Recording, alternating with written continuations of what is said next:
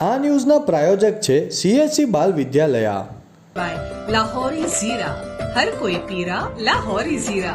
Rural પોલીસની ટીમે Dhamdachi national highway number 48 Ramdev hotel નજીકથી બબલ રોલની આડમાં આઈસર ટેમ્પામાં લઈ જવાતો 3,34,800 રૂપિયાનો દારૂના જથ્થા સાથે ચાલકને ઝડપી પાડ્યો।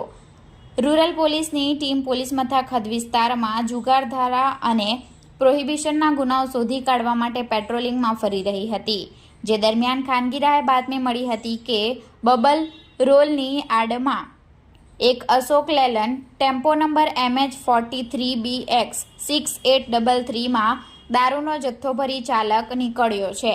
જે બાતમીના આધારે રૂરલ પોલીસની ટીમે Dhamdachi Ramdev hotel national highway number 48 પર મુંબઈથી સુરત જતા માર્ગ ઉપર બાતમીવાળા ટેમ્પાની વોચ ગોઠવી હતી, જે દરમિયાન ટેમ્પો આવતા પોલીસની ટીમે ટેમ્પા ચાલકને ટેમ્પો ઊભી રાખવા માટે ઇશારો કર્યો હતો।